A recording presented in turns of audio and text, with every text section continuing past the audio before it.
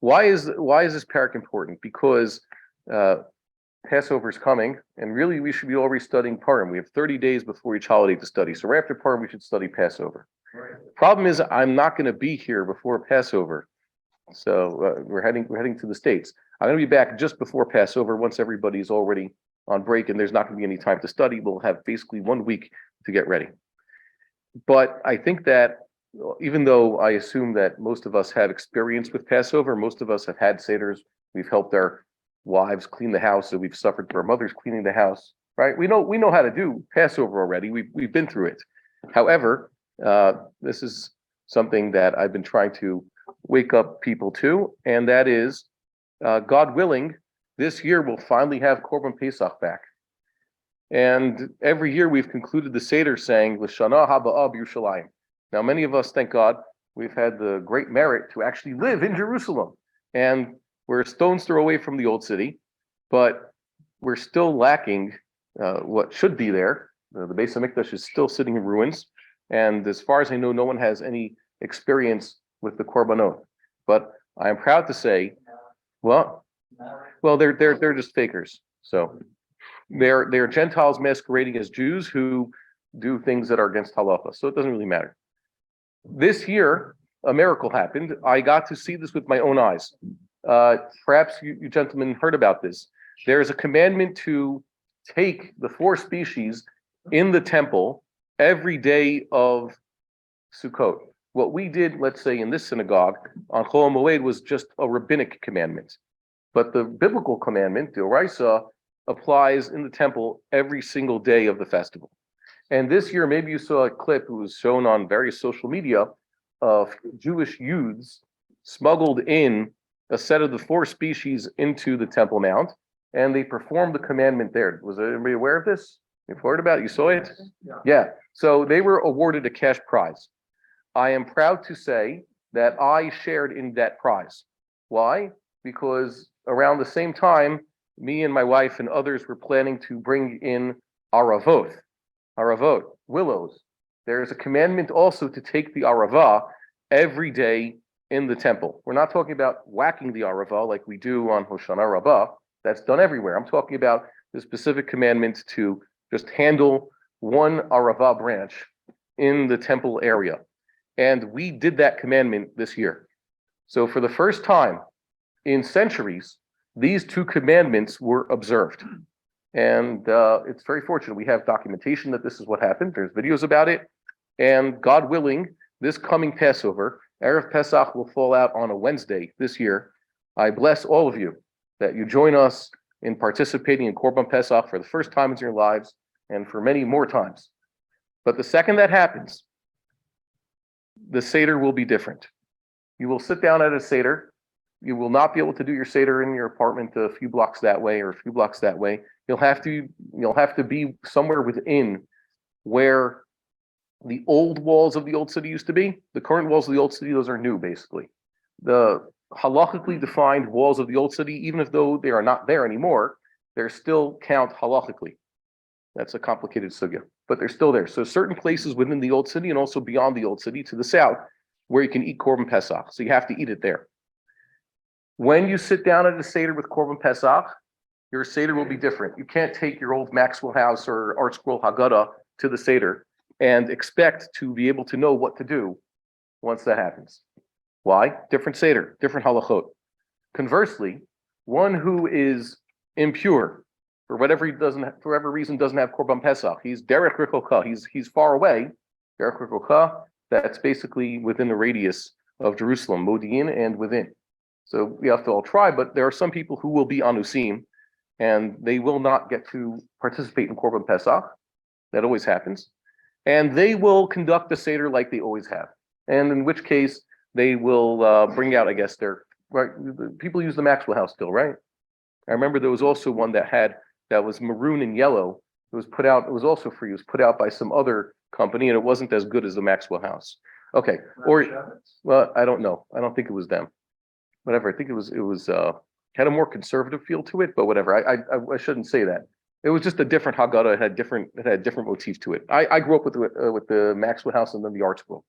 The point is, both of those can go to Geniza. You will not need them. And I'll explain why when we go through basically what the Rambam says you're supposed to do night of the Seder. But it depends on the type of tuma, but yes, the people who are tamei, for whatever reason, and tamei to the extent they cannot participate in Korban Pesach, will use their old Haggadot. Now, that's a good question. So who is tamei? It's basically referring to a person who is tuma that is not tumat mate.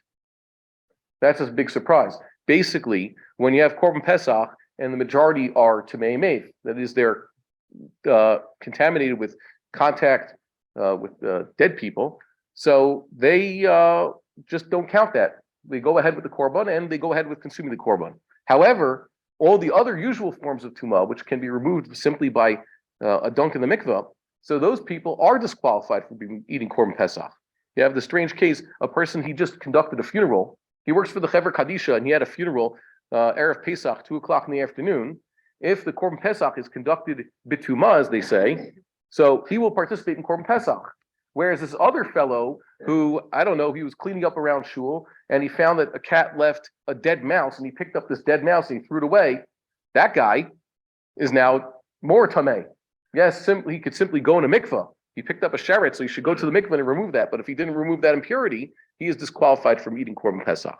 So we're going to see now the exact points where the Seder will be different. And then, God willing, I'll show you how you can take your part in preparing yourselves, because kulanu chachamim, kulanu nevonim, kulanu zakenim, we were already used to this. We're veterans. We need something new.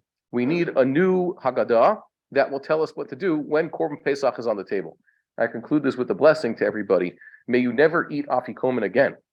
Now, someone's like, what? Why would you? Because afikomen is what you eat instead of Korban Pesach. So from now on, you should be eating Korban Pesach and not just an extra piece of matzah. Let's see what the Rambam says. This is the end of this is the last parak in Hilchos Chametz Matzah. The Rambam says here, I also include a color. I hope anybody printed it, or at least you can see it on the computer. There's certain things that are color coded. Do you guys see that? No, I didn't print it myself. It wouldn't have helped if I printed anyways, because I don't have a color printer. I printed it and it came out in color. Well, you have to have a color printer to do that, or you have to set it. You have to set your settings. So if you didn't print it in color, check it out online. I sent a link to this PDF. I gave it to Mr. Shore. If you want, I could send you a link now.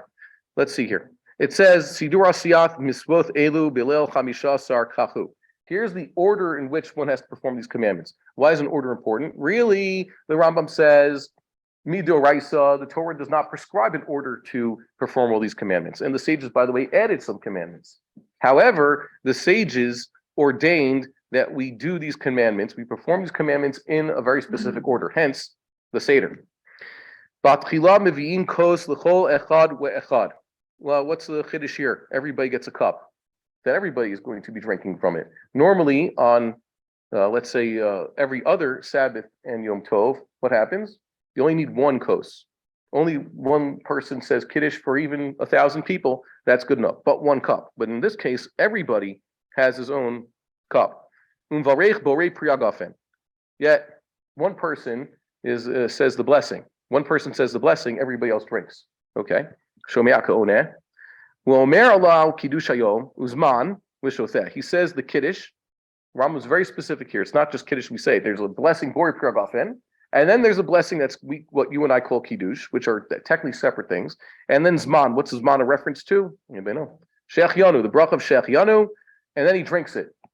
Doesn't say he drinks it b'hasava, by the way. He mentions that earlier. That's why I wrote there kadesh. If you see something in blue, that means what we have done in the past and what we will do in the future. So it stays. And then he says the blessing on washing the hands.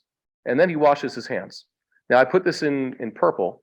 Why is that unique? That's urchatz basically. It stays as it is. But what do you notice here? The Rambam says to say the blessing before. Well, he says a bracha on urchatz, which basically the standard Ashkenazic practice is not to do. But not only that, Rambam says, like he always says, and that whenever there's netilas yadayim, whether for prayer, kriyas shema, or for washing one's hands before eating bread, the blessing is first recited, and then the hands are washed. Normally, what do people do? They wash their hands and then recite the blessing. The Rambam Shita is first the blessing and then washing the hands.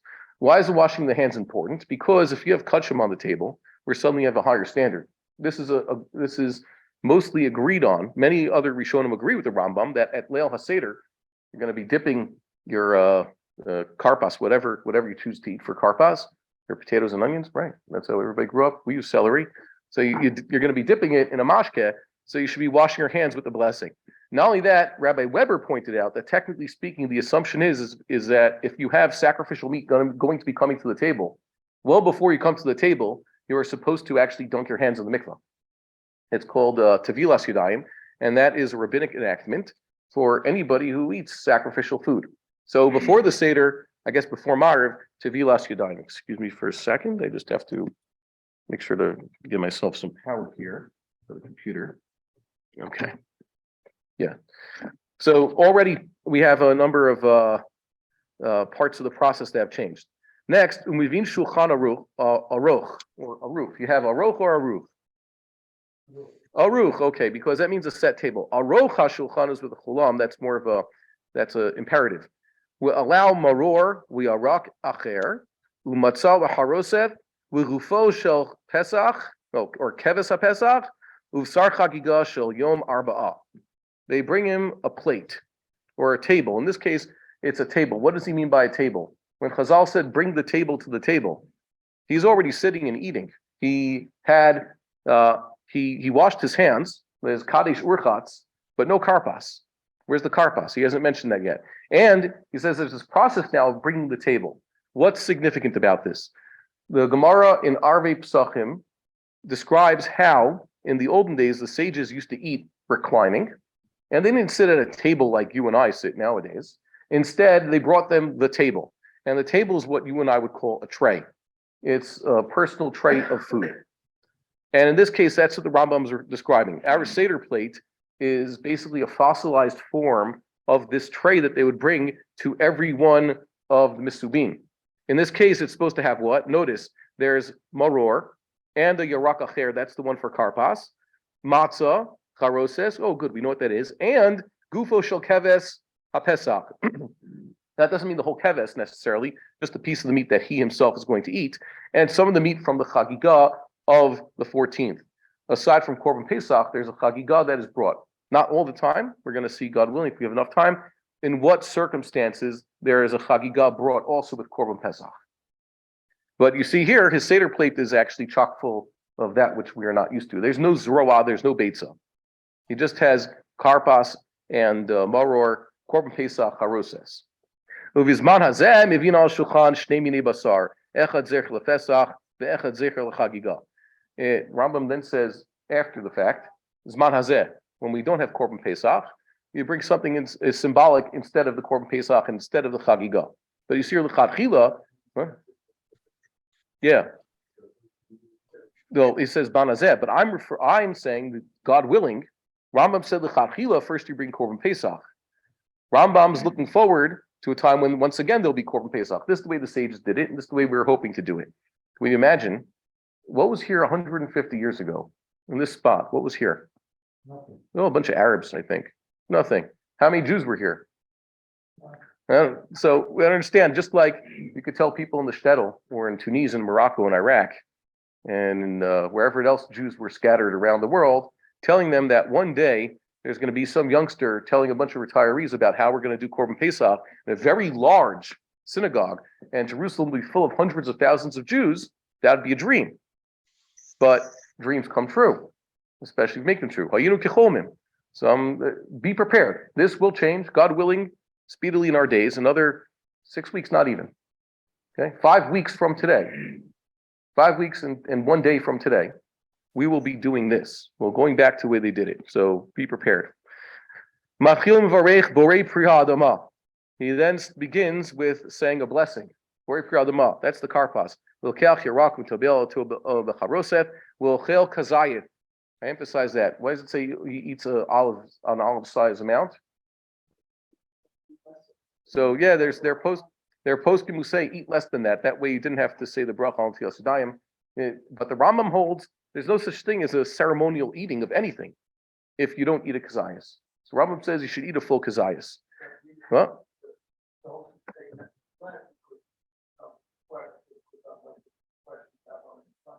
Yeah, but the Rambam never had such a question. Okay, and he says, and in case what?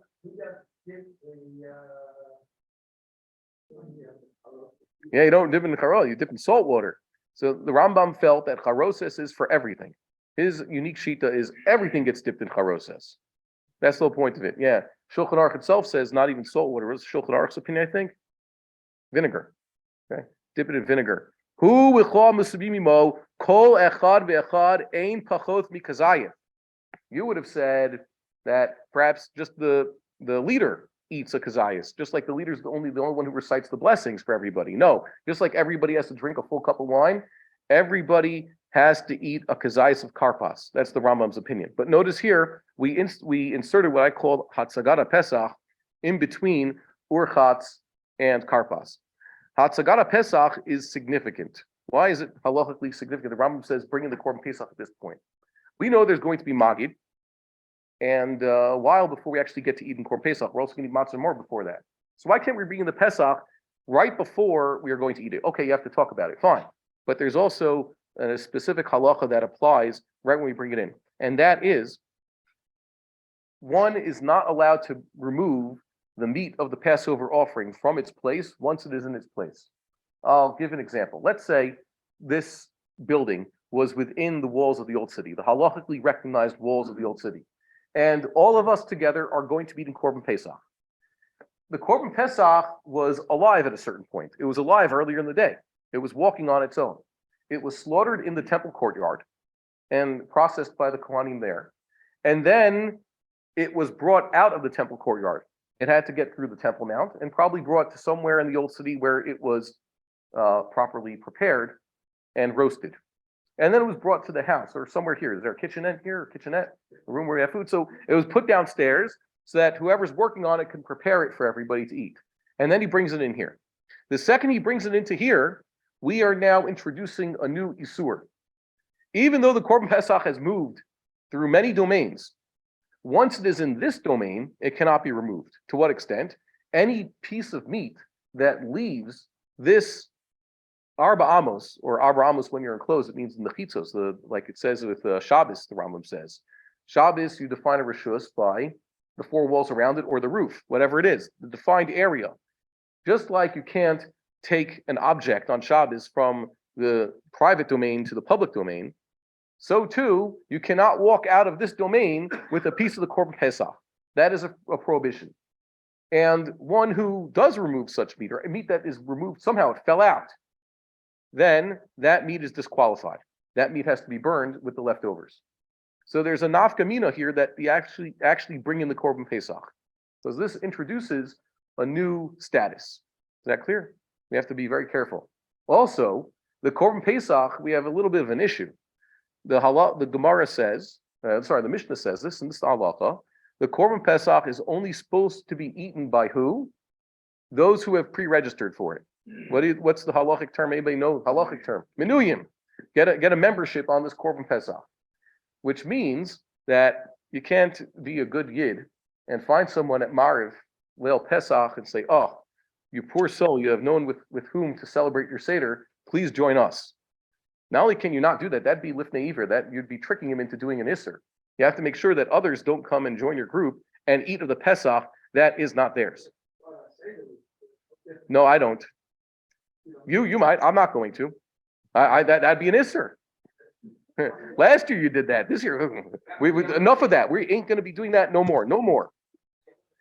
We're going to be eliminating that. Instead, you could. I had a question. If Luyat Suyar, someone would have a Haggadah that is prepared for this, so you'd have to scratch out the whole Halach Manya thing, or just at least the subsequent lines. He could introduce the matzah and say Halach Manya da'chal v'sana ba'ara d'mitzrayim. This is the poor bread of affliction, or just poor bread of affliction, whichever one you want to say, and just leave it at that. But no invitations. Fine. So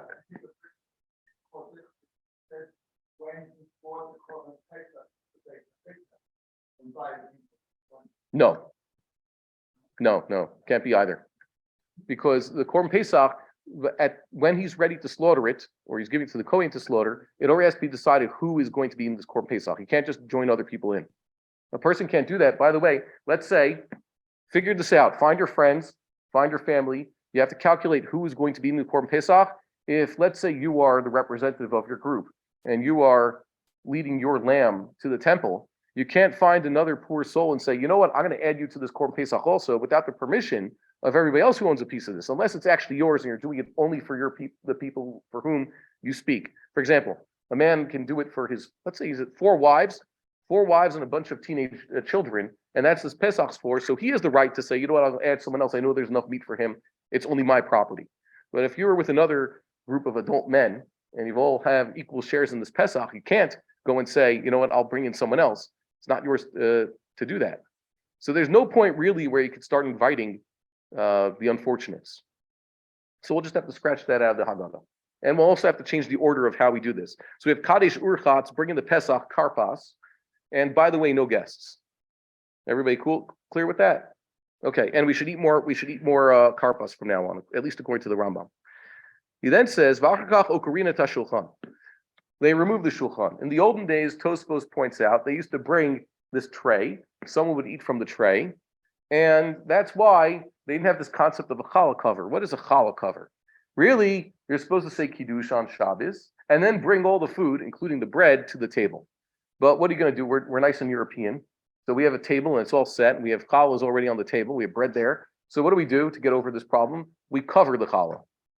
The Vilna Gaon says, no, you shouldn't have the challah on the table. And that's a yeshiva practice. Remove everything from the table until after Kiddush. So that's what the Rambam is describing here, except now, this is kind of weird. We already brought the food. You figure the eating would start. We had Kiddush, we had karpas. So now why can't we eat the matzah and everything else? No, you need to do this because there's magid. Chazal said they have to have Haggadah, and to, I guess, provoke the Haggadah, what do we need? The child to ask a question. So this is familiar. This is in black. Only the person who is reading the Haggadah, the leader. Everybody else, their Seder plates can stay. Nowadays, have you seen everybody get their own Seder plate? Yes. Yeah? Good. Okay. It's not common, but yeah. I'll mention my own upbringing. My grandparents wanted to be at the Pesach Hotel. You know, they're Mahadran min a Mahadran, meaning that it's a hitter to go to Pesach Hotel and not have to be stuck at home. So that's what my grandparents did. So I remember at the Pesach Hotel, some tables had multiple Seder plates. They really wasn't, exact numbers that everybody got. You could have had it one on your own, but not everybody has a specific Seder plate because we have this. I was at a farm store yesterday. You need a nice Seder plate, and it's only a Seder plate if it has specific places where to put everything. And you've probably seen different opinions according to the Ari and everybody else how to arrange things on the Seder plate. That is not a Talmudic idea. That's later al pi Kabbalah, but you see here the Rambam, who's just taking this from the Gemara, doesn't say that the Pesach has to be here, the Chagiga here, Mar, etc. They don't do that. Okay, so we bring it back there. We pour the second cup. Wow,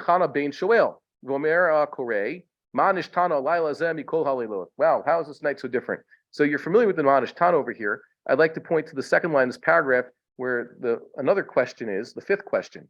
Not the four questions, the fifth question. What's the fifth question? Every night we eat meat that is roasted, stewed, cooked. And tonight we have to only eat roasted. Yes, chagiga. If there's chagiga at the table, that also has to be roasted. Okay, just like the Korban Pesach has to be roasted, the chagiga has to be roasted. Why does it have to be roasted? What do the sages say? Anybody seen this? They learn Daf Yomi Pesachim. The sages are very specifically for the reason for this commandment, even though it is not explicit in the Torah, is explicit in the Gemara. Normally, we don't know the reason for commandments. There's Rishonim who guess these things. Rambam has a whole book where he tries to find reasons for individual commandments. But this commandment, specifically, the Korban Pesach has to be eaten roasted and not cooked some other way, is, well, I know it's Minat Torah, but why did the Torah tell us? Sometimes, what? No, I'm trying to say that the Gemara says specifically the reason. The Gemara says the sages knew the reason for this commandment. The sages knew why you have to eat it roasted. Normally in the Torah, we say that. What do they do with the korbanos? The korbanos were eaten any way the Kohanim wanted. In the Beis Hamikdash, the Kohanim they used to stew or roast or pot roast, whatever it is. The Kohanim could eat the kudshim, whichever one they wanted. And so too, someone who brings, let's say, a peace offering, a shlamim, had the choice how to cook his meat. It is only Korban Pesach that we have a specific obligation to eat it roasted and not eat it any way else. No, that's not it. Sorry, that's funny, but it's not what the Gemara says. Well, no, it's not the fastest way to cook meat. The fastest way to cook a piece of meat is to cut it small and then throw it into boiling water. We'll be done in a second. The reason for roasting the Korban Pesach, the Gemara says, is to preserve the taste. Any other way, you have some other foreign taste. You cook it in a pot, you boil it, it's not the pure taste of the meat. And even though you can baste the Korban Pesach all you want, you could salt it and flavor it. You could even, once it's on your plate, you could eat whatever you want, as long as it's not chametz, I guess.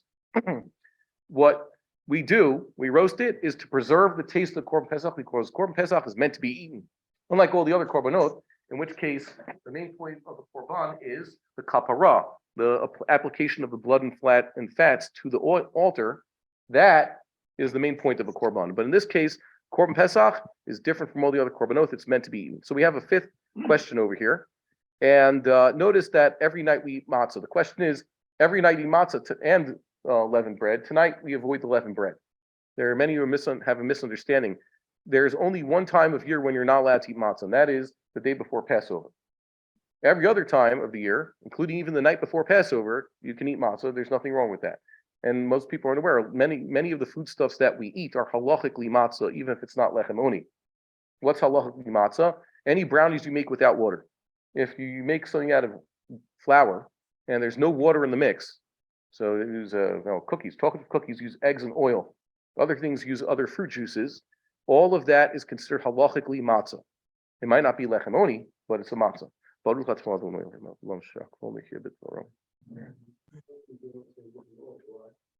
Well, a different order than what? With what you're familiar?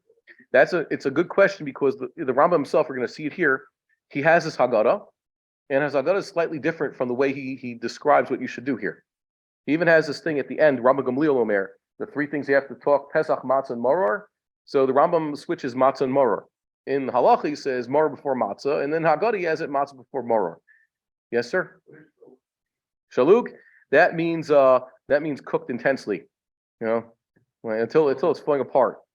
Yeah, well, but with water. It's not like well done roasted. It's well done in the pot. When you mevushal, you just cook it some other way. You cook it that it's wet. Shaluk means it's mamish stewed. I guess the difference between the pot roast and a cholent. Yeah. Yes, sir.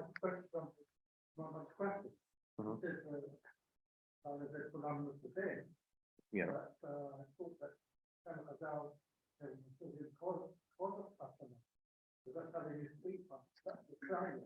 Good question. Yeah.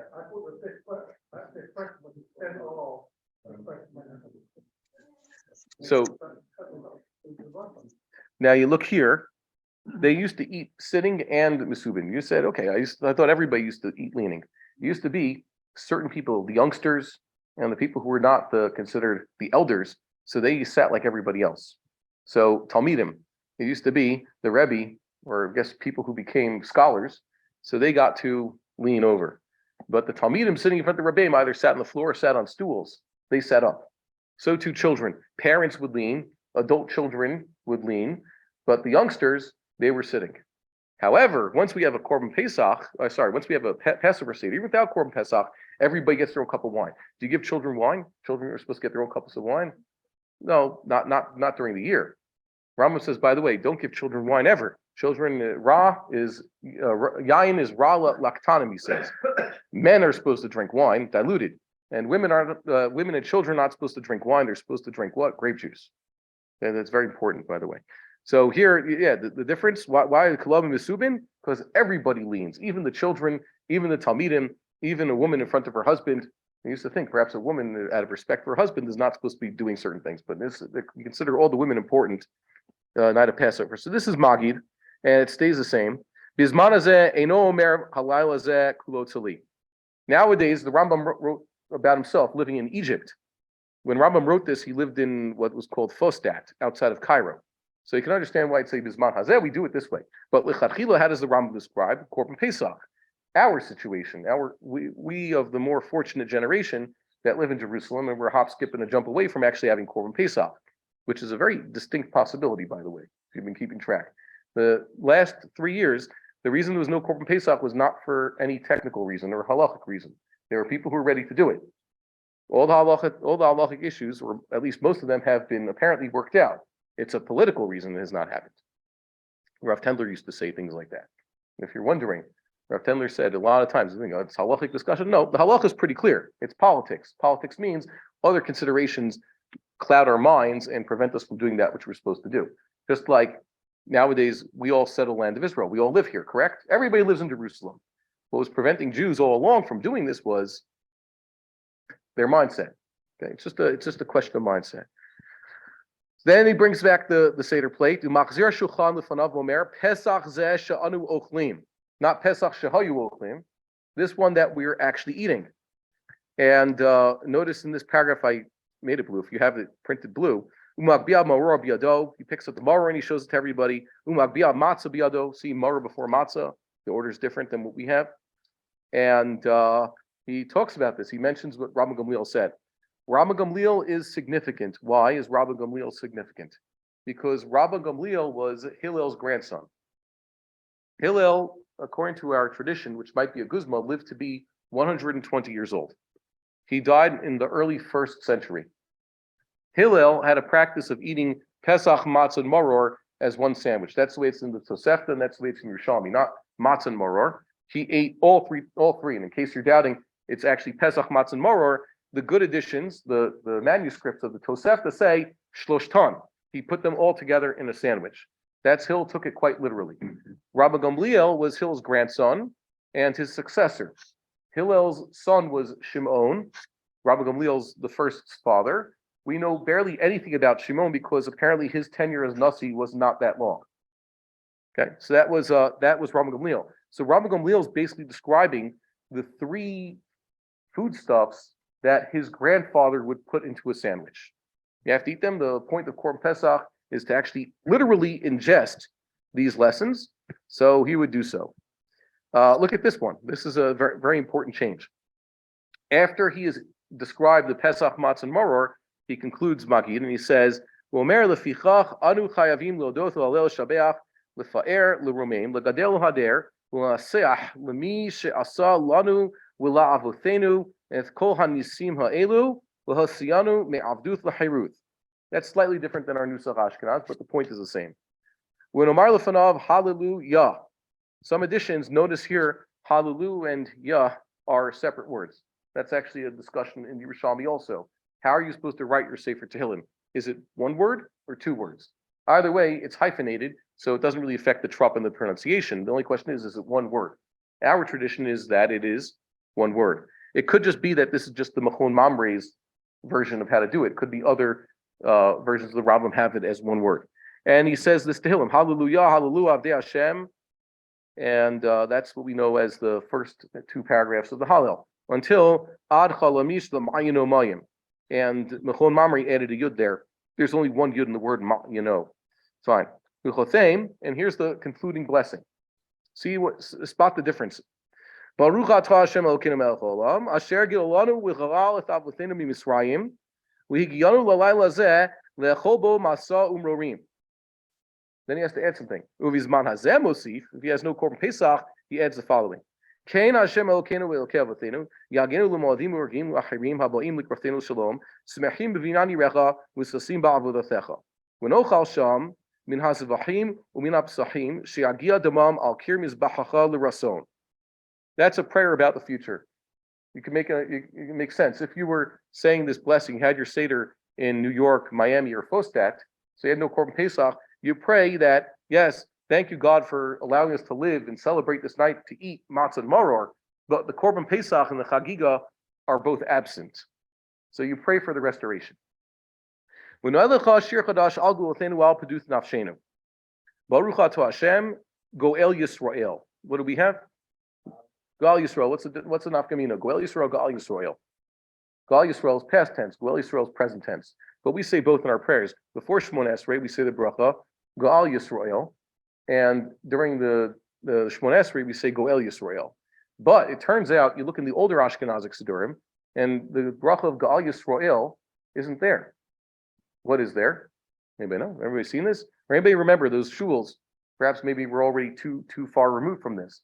Has anybody went to one of those shuls, classic shuls in like New Jersey, other place in the Midwest, where they still say the Yotzros on like Shabbos Zachor. You remember those? I've been there twice in my life. Okay. Yeah. Oh, Nusach Sfar doesn't count. It's only Ashkenaz. Oh. Sorry. I have to say, no, it was 3 times. I got to see this 3 times. In the Pai Shul in Bnei Brak in 2001, and in 2000, what was it? No, it was 99. My brother's bar mitzvah on Shabbos Zachor in 99, they did this. You guys remember Zachor? And also in the early 2000s in Elizabeth, New Jersey, where they used to say the Yotzros. You want to say something? No, good. So when you have the Yotzros and these special piyutim that they add to Shachris and Musaf, let's say Shabbos Zachor, oh, this week is Zachor. So how do they conclude the bracha that's supposed to be Go'al Yisrael? You're saying Yotzros, so before Shemon Esrei starts, has the bracha end? Shachris and Mariv sometimes. It could be both.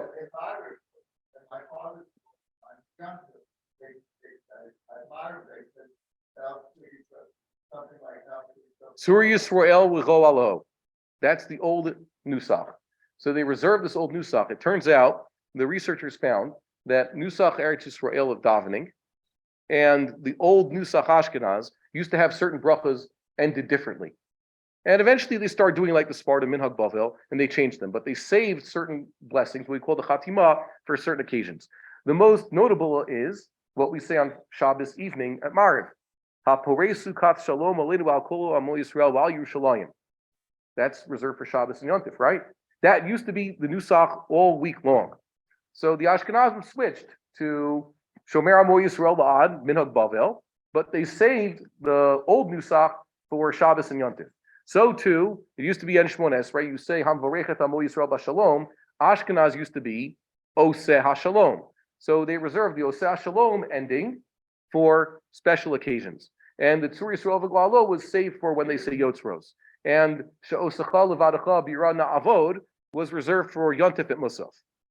That used to be always the Chasima. So in these cases, they were saved. So too, it used to be Nusach Ashkenaz was like the Rambam. There's no bracha Go'al Yisrael in past tense. It's always Go'el Yisrael. Tzur Yisrael V'Go Alo is also present tense. Go Alo is his Go'el. So this is I guess proto Ashkenazic or points to what used to be. But either way, you see that this whole blessing, when we have Korban Pesach, it's not a blessing for the future. It's not a request about the future. It would actually be Baruch Atah Hashem Elokeinu melech haolam asher gel lanu v'ga'al et avoteinu miMisrayim v'higiyanu laila hazeh lechol bo matzah maror smeichim b'v'yani recha v'sasim b'avo v'necha v'nodeh lecha shir chadash al guloseinu v'al pedus nafshenu. Yeah. No, we say this bracha at the conclusion of Magid, right before the second cup. And then notice here, I put in purple, Varech al gafen, v'shoteh hakos hasheni. He says the blessing on this wine, and then drinks the second cup. The Shulchan Aruch and other Sfardim hold that, no, there is no second blessing on this. Just Go'al Yisrael, yeah? Yeah. I don't know who's more Sfardi than the Rambam, and he says you should have a second bracha here. Okay? That's how well, he came from Spain, yeah. How did he sign his own name? He used to say Hasfardi, okay? By the way, why did he call himself a Sfardi? Because he was living in Egypt. So he's not a local. So yeah, even the Rambam says, yeah, you should have a second, say another Bori Piragaf in here. Okay.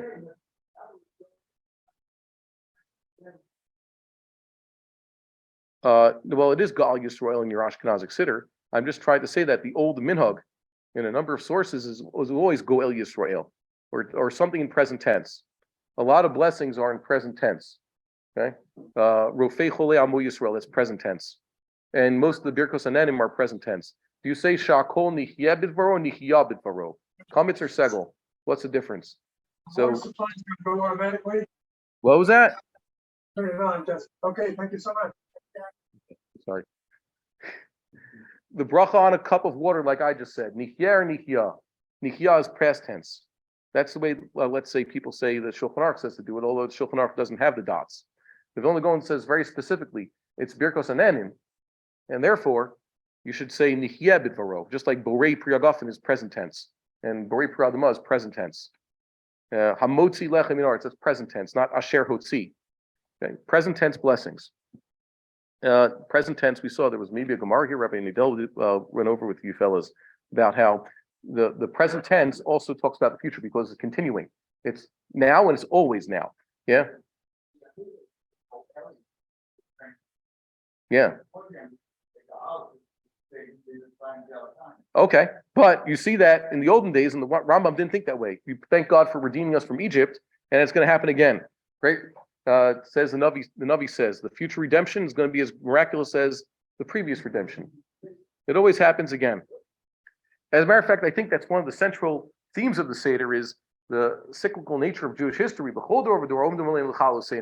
whole idea that there are those who are trying to destroy Am Yisrael is actually quite constant, and God's salvation is also quite constant. As a matter of fact, I got a notice that this week in the synagogue they're going to be reminding us of our arch enemies, how Amalek hasn't been around in a while, right? There hasn't been an Amalek around, but as Rabbi Soloveitchik said in the name of his illustrious grandfather, Rav Chaim Soloveitchik, we still have this mitzvah of Parsha Zachor, reminding us to do what?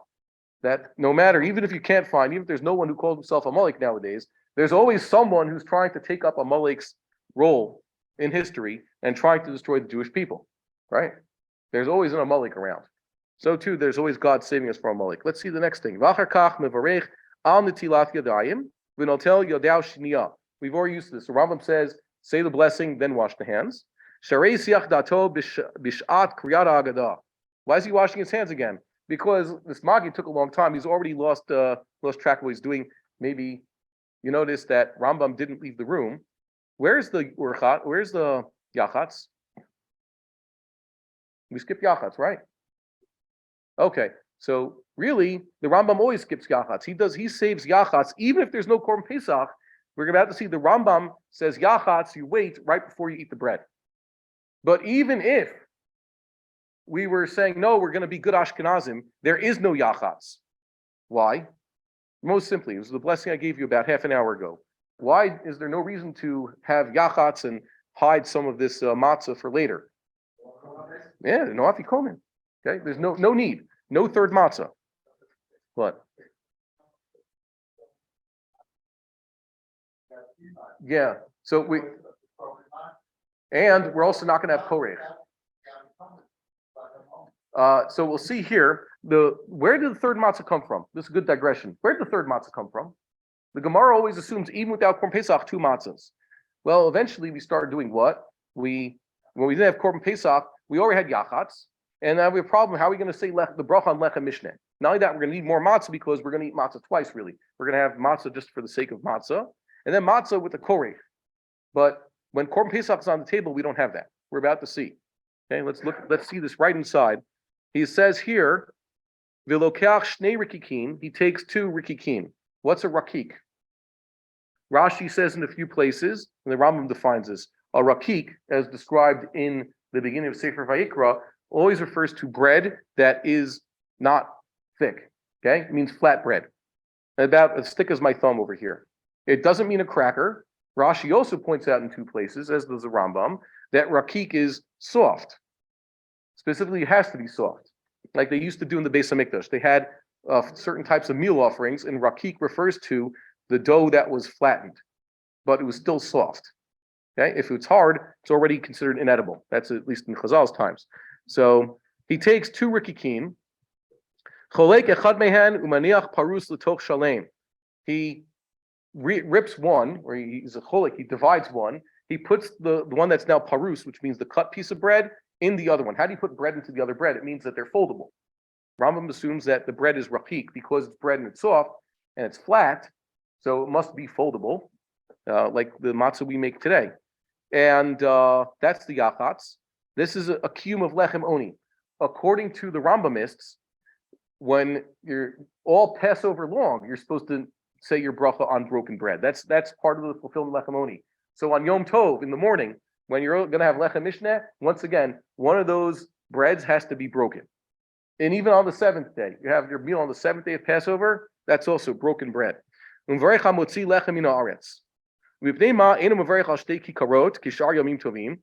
to have lechem mishneh too? 2 kikarot, 2 loaves.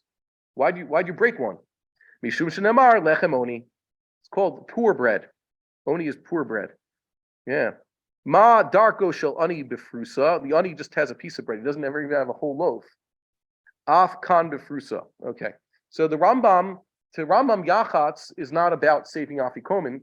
To the Rambam, this act that Yachats we save right before Hamotzi is part of just lechem oni. And of course, there's no reason to do Yachats early in the Seder. You're not ready to say the blessing on the bread, and you're not putting any away for later. So that's going to disappear. So this is an important part. Tell me what the Rambam is describing. He now said the bracha on the bread. He didn't eat it. He sandwiches matzah and maror together, and he dips it into the haroseth. Baruch atah Hashem Elokeinu melech haolam, asher kiddushan b'mitzvotav v'siwanu al achilat masa umrorim ve'ochelan. And then he says the blessing on eating both matzah and maror, al achilat masa umrorim, and he eats them together. That is, according to the Rambam, korech is lichachila, what one would do if he has korban pesach on the table. There's a complicated sugya about why we don't do this. Why wouldn't we do this if we don't have korban pesach on the table? Because the matzah is not a real mitzvah. So the maror is not a mitzvah doraisa. The power of the mitzvah doraisa of matzah would overpower the mitzvah of maror, the taste. But when they are both biblical commandments, because korban pesach is on the table, so now you could sandwich them together. Yes, sir. Mm-hmm. No, he just said it was a previous paragraph. It was hamotzi, and before you're eating it, yeah. And hamotzi covers, by the way, the bracha on the maror. Yeah.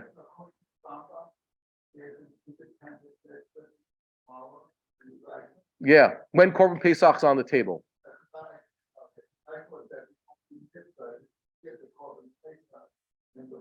No, that's Hillel.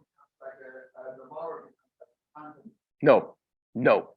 According to Hillel, you're supposed to put them all 3 together. And Rabbi Yochanan reports that the sages disagreed with Hillel. They said you can eat matzah and maror together, but you can't eat all 3 together. Matzah and maror, and then korban pesach, and that's the way the Rambam paskins. That's what you're showing me. Matzah and maror together, and then eat korban pesach. Don't do like Hillel. Don't eat all 3 at once. Okay.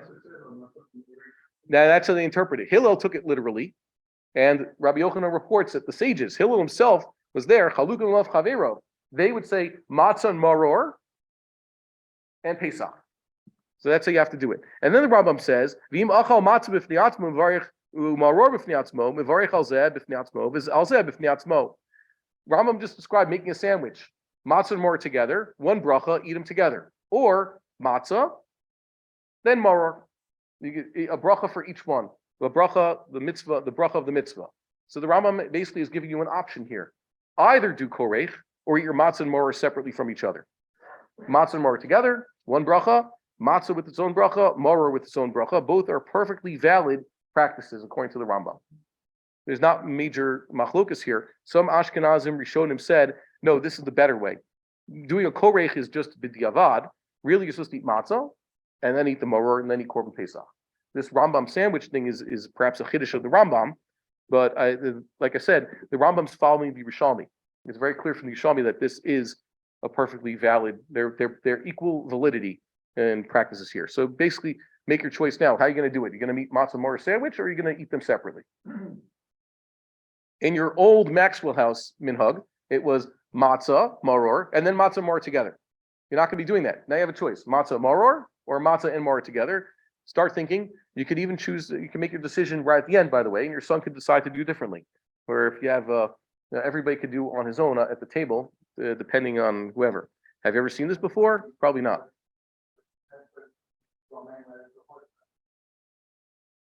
No, not really. I don't think so. Because what, you want to eat horseradish specifically with a piece of bread? You don't want to eat it alone? Yeah, horseradish is not maror. So there you go. I used to tell people, it's very clear that there are many types of maror, of which horseradish is not. Horseradish not part of maror. Yeah, it's well, not that they were poor. It's that even the rich people in Lita did not have lettuce for their seder. It doesn't exist. So they used maror.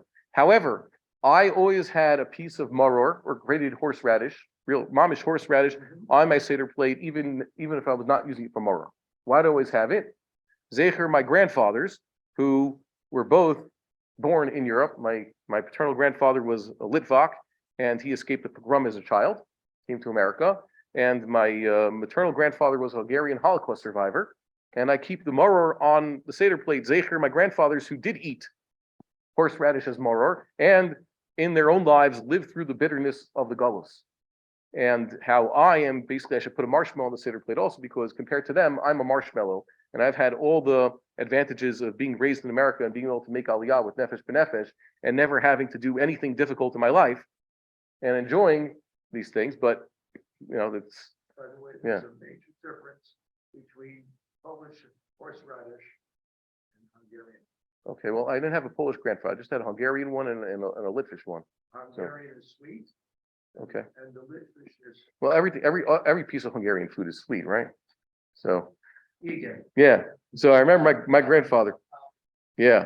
My father used to be makpid also. Yeah, he eats that horseradish. He goes, his father ate horseradish and grind it up. I ground up horseradish in the house a few years ago. I had the window closed. My wife said I nearly killed her with it. Okay. So I don't do that anymore, but it's a good thing to have.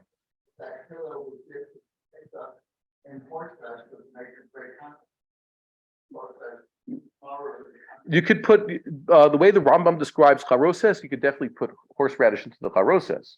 It's not meant to be sweet and fruity. It's meant to be more like mustard. Let's see one more halacha before I should surprise you with the next sefer. Asher kiddushan b'mitzvotav v'siwanu al achilat hazevach or hazavach. It should be just like geffen. Geffen or guffen. What's the proper pronunciation? At the end of a sentence or a pasuk or in the middle, the segulant nouns, except for melech, become instead of a segul, you get a kamatz. So it should be guffen. Even Rav Mazuz, who is a medaktik, he's a real Sephardi. He's born in Tunis. He points out the Sephardim saying hageffen is wrong. It should be hagafen. Sorry. Okay. No, also the gentleman behind you. So it's hagafen. So in this case, it's not hazevach, it's hazavach. The word zevach at the end of a sentence is zavach. He first eats of the zevach, that's the chagiga, before korban pesach. Umvarech baruch atah Hashem Elokeinu melech haolam, asher kiddushan b'mitzvotav v'sivanu al achilat hapasach. Right in the Torah, right? Every time pesach is at the end of the sentence, it's pasach. V'ochel migufo shel pasach, and then he eats of the meat of the pesach.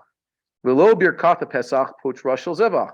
The blessing on the pesach does not exempt the blessing one has to recite on the zevach, the chagiga. V'lo shel zevach poteret shel pasach, and the blessing recited on eating the zevach of the chagiga doesn't exempt or cover the one we're going to say on the Passover offering. Why is that important? Because Pesach is called what? Zevach Pesach. Zevach Pesach hu Hashem. So you could say the blessing on eating the Zevach covers both the Chagiga and the Pesach. Kamash Balon, it does not. And then the Rambam says here in Halacha Chet, he actually says what you do if you don't have Korban Pesach, which is basically Minhag Art Scroll. And well, it's true. But God willing, this is what we will not do. So be prepared. Is everybody here familiar with how to go to the mikveh, by the way? It's not just regular mikveh. Yet, if you want to eat Korban Pesach, you have to go to the mikveh and also save yourself from sitting on certain things. There are certain forms of tumah that are transferable to people and it'll disqualify them. It won't prevent them from going to the Temple Mount, but it'll prevent them from eating sacrificial meat. If let's say a woman who was a nida or a man who was a zav, of which there are very few, but if they sat on, let's say, one of these wooden chairs, they've contaminated the chair and the chair has to be dunked in the mikvah. So the next person who sits on that chair, any time else afterwards in history, will get a similar tumah to himself.